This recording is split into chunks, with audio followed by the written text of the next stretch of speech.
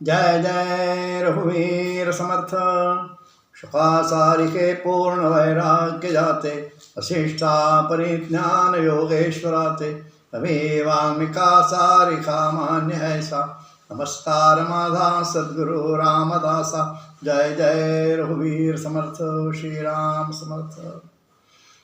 YouTube चॅनलवरून मी सुरेश तोफानवारे सर्व श्रोत्यांना नमस्कार, विनम्र अभिवादन।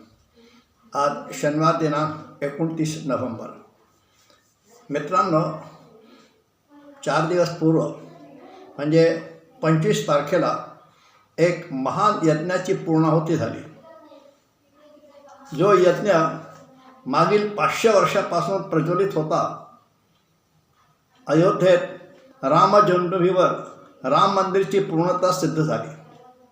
5 दिवसीय अनुष्ठानची पूर्णता शिखरावर ध्वजारोहणाने सिद्ध झाली।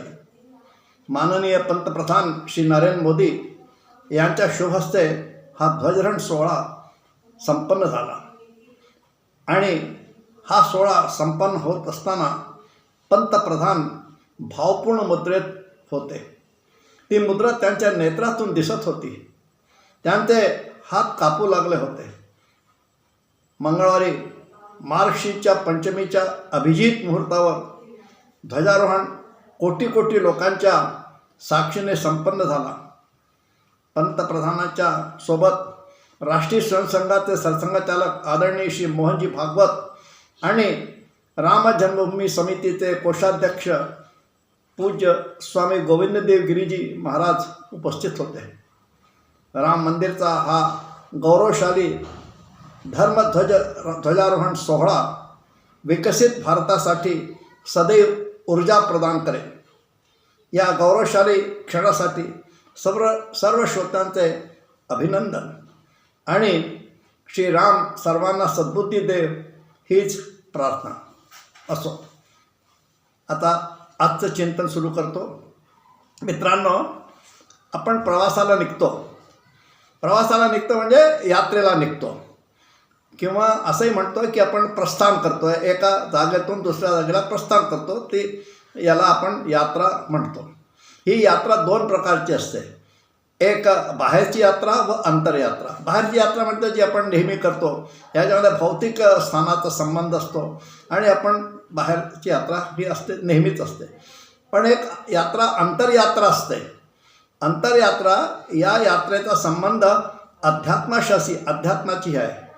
म्हणजे तुम्हाला याच्यासाठी आध्यात्मिक अभ्यास करायचा आहे आणि या जे ग्रंथ आहेत त्यांचा अभ्यास करून जे करता तुम्ही, ती एक अंतरयात्रा म्हणवली जाईल। हे ग्रंथ कोणते आहे? उपनिषदे, भगवद्गीता आणि ब्रह्मसूत्र। परमपूज्य आद्य शंकराचार्यांनी या ग्रंथांवर भाष्य केले आहे आणि ते भाष्य संस्कृत भाष्य आहेत।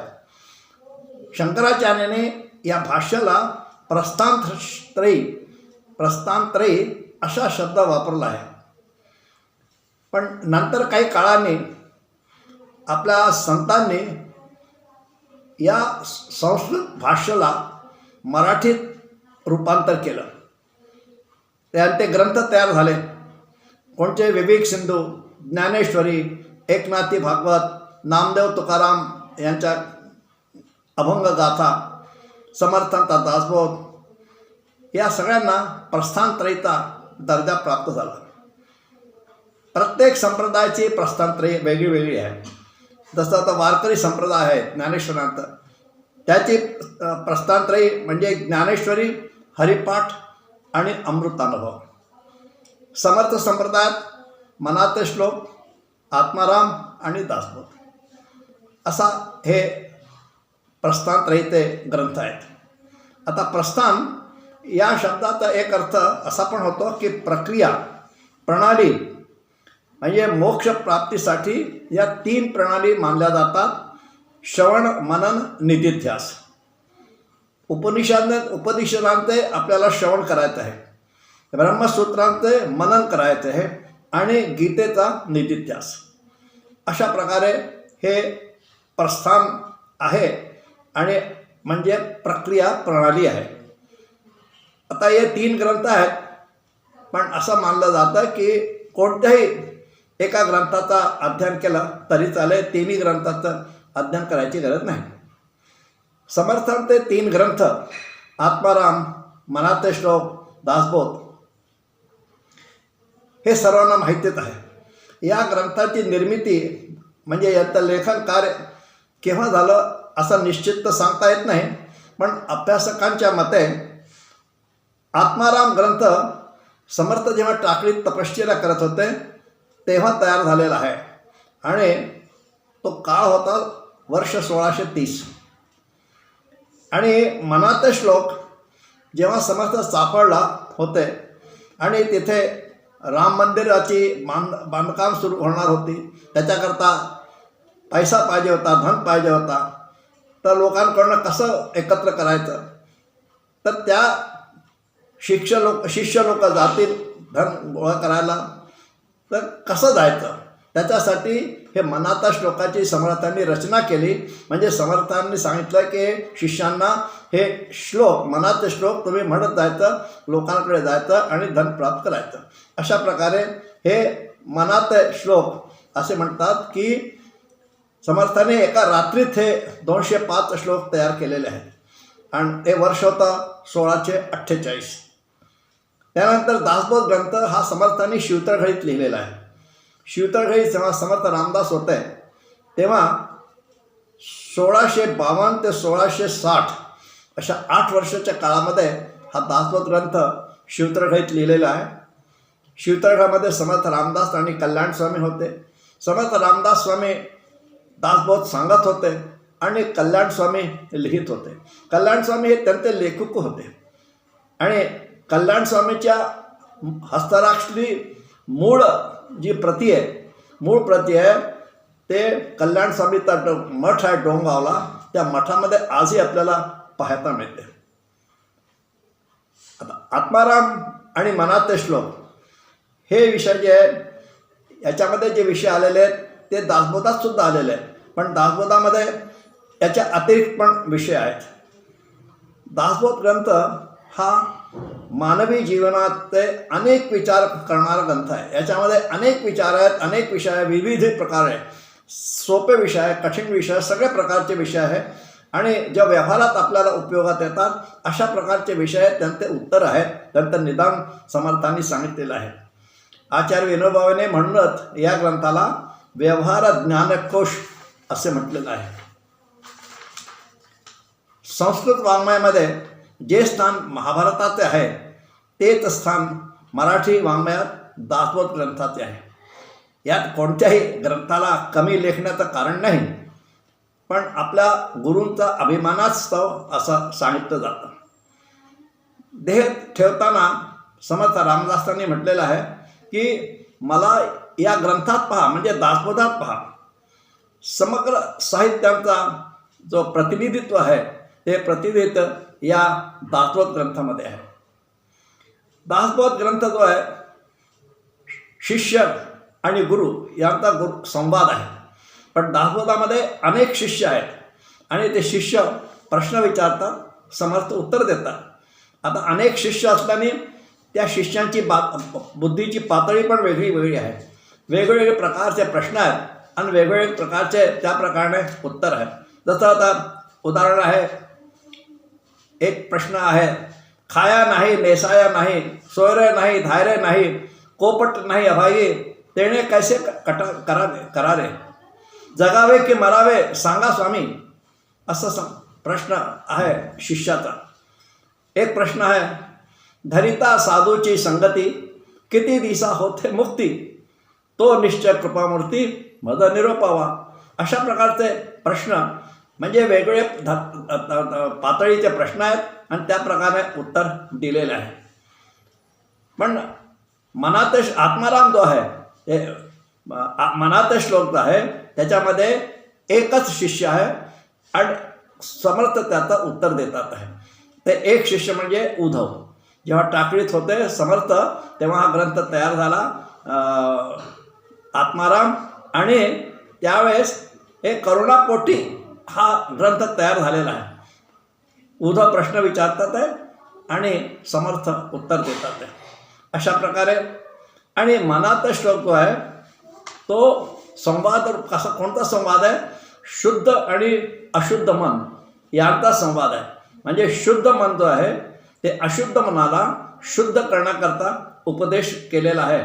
यासाठी याच्यामध्ये आहे. अशा प्रकारे हे 3 ग्रंथ. दासबोध ग्रंथामध्ये 7,751 ओव्या आहेत आणि या ओव्यांमध्ये समर्थांनी गणेश स्तवन, शारदा स्तवन, सद्गुरु स्तवन, श्रोता स्तवन, संत सज्जन स्तवन अशा प्रकारचे स्वतंत्र समास या स्तवनाचे लिहिले आहेत. आणि फलश्रुती पहिल्या समासातच शेवटच्या 28 ते 38 ओव्या ज्या 11 आहेत ओव्या त्याच्यामध्ये त्यांनी फलश्रुती पण सांगितली आहे. पण शेवटी जो 200वा समास आहे त्याच्यामध्ये ते सुद्धा म्हणतात, झाले साधना ते फळ, संसार झाला सफळ. अशा प्रकारचे 12 ओव्या ज्या आहेत त्या शेवटच्या त्या पण फलश्रुतीच्या मानले जातात. अशा प्रकारे आत्माराम ग्रंथ जो आहे तो छोटा ग्रंथ आहे. फक्त 183 ओव्या याच्यामध्ये आहे आणि 16 ओव्यामध्ये सर्वांचे स्तवन करून 5व्या ओवीमध्ये समर्थ फलश्रुती सांगतात.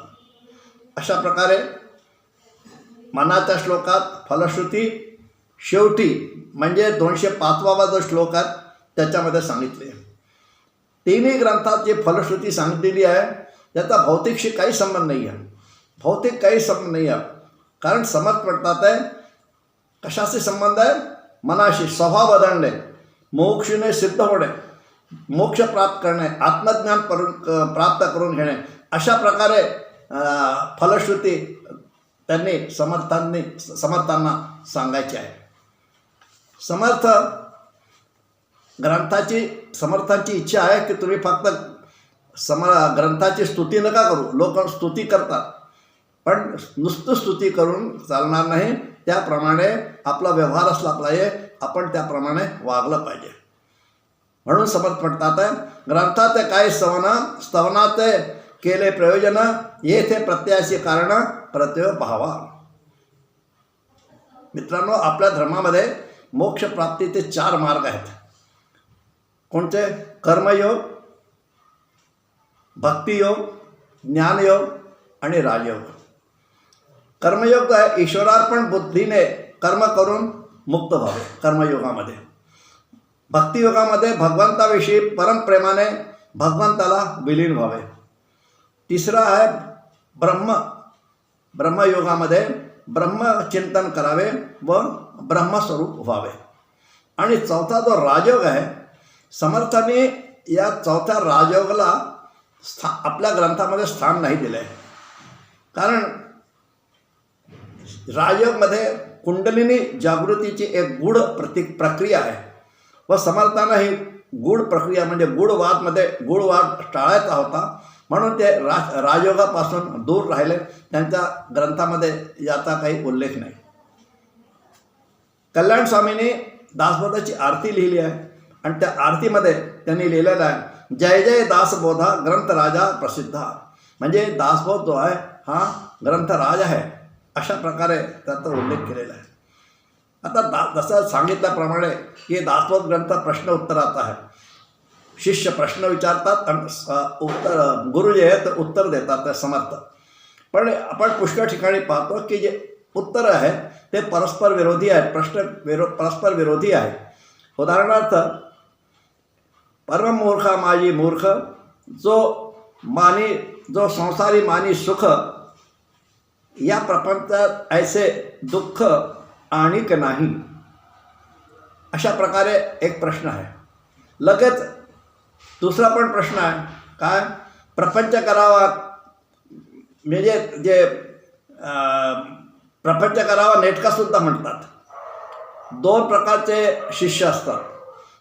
एक दिवाकर स्वामी त्यांचा रजोगुणी शिष्य होता. त्यांनी हा प्रश्न विचारला, रजोगुणीला आता प्रपंच नेटका केलाच पाहिजे, प्रपंच केलाच पाहिजे. पण कल्याण स्वामी जे आहे ते विरागी शिष्य होते. म्हणून त्यांना काय सांगितलं, प्रपंच कसा दुःखमय आहे हे सांगितलं आहे. त्याला टाळायचं आहे. ज्याला जग खरे त्याला सृष्टीचा उत्पत्तीक्रम सांगितला.